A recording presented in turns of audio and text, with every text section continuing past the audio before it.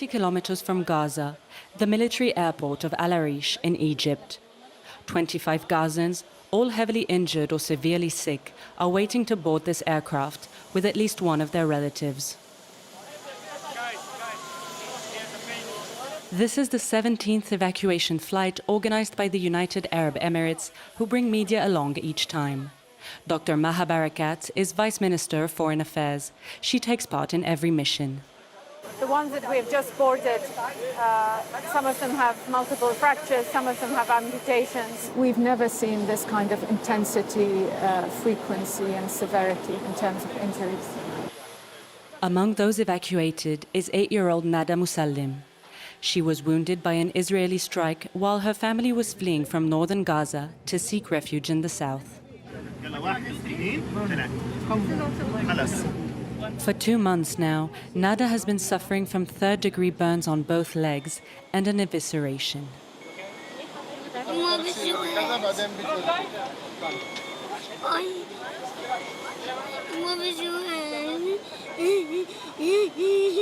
With 25 of Gaza's 36 hospitals out of service, Nada couldn't get proper medical care or even painkillers. Her mom, Nasreen, thought she was going to lose her. 2 weeks ago, her oxygen levels were down. Her blood pressure dropped and I was told we're taking her to the ICU.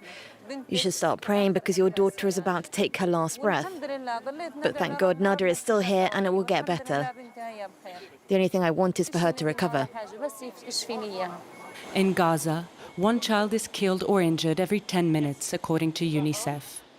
Despite their hardships, these passengers were lucky. Selected by doctors in Gaza, they've obtained medical visas from the UAE with the approval of the Israeli and Egyptian authorities.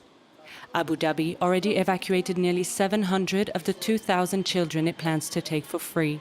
But this is merely a drop in an ocean of needs. Through medical evacuations, we can help thousands. But with a ceasefire, I think you can help hundreds of thousands. The United Arab Emirates has worked tirelessly and round the clock to try and achieve a ceasefire. After a long wait, the last family stuck at the Rafah border crossing between Israel and Egypt is able to board. 3.5 hours later, the plane lands in Abu Dhabi. Nada is immediately transferred to an emergency unit. Since October 7th, the Emirates have ramped up their humanitarian efforts. But there is more to it than simple generosity. One of the first Arab countries to normalize relations with Israel in 2020, the UAE is looking to polish its image abroad, but also reassure its population, which supports the Palestinian cause. At the Sheikh Khalifa Medical Center, plastic surgeon Ahmad Raza is treating Nada. Assalamu alaikum. You're okay? كويسة. مليحة. He just wants to check your burns on this side. He wants to examine you because tomorrow he'll clean the wounds and change the bandages, so you won't feel so much pain anymore. She's in a pretty bad shape. The dressing wasn't changed for the last 5 days. She was febrile.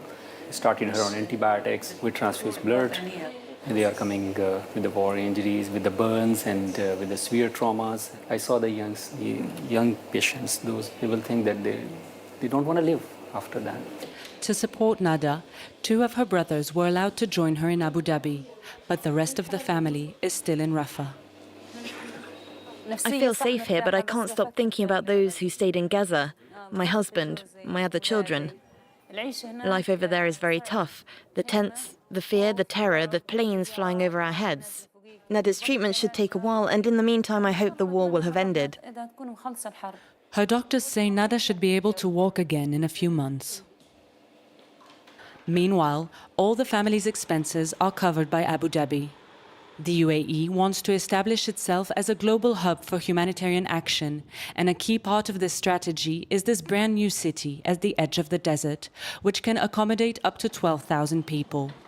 1,300 Palestinians are currently living here under Mubarak al-Kahtani's supervision. Here we have the accommodation. We have also kitchens here. We are providing 3 meals every day. It's catering. It's a hotel, we call it. A hotel especially designed for children, with a daycare, a school, and large playing areas. The government also provides a €3,000 monthly allowance to each person. كيفك? We try to give him everything to keep him happy. At least they can forget what they saw.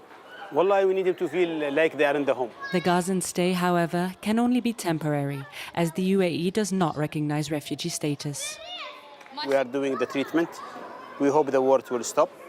Then they can go back safely to Gaza.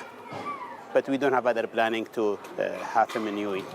Going home is hard to imagine for 12-year-old Layan Nasser. After having lost both legs, she was among the first to be evacuated in November and is now learning to walk again with prosthetics. But her trauma remains intact. This is a drawing for Palestine. It says, Palestine in my heart. We cannot forget what happened to us. No one could. I can't think about my future. I have nightmares about going back to Gaza. I wake up screaming. I don't want to go back. Even sheltered from the war, it's hard to envision a future for these Gazans whose entire lives are now in ruins.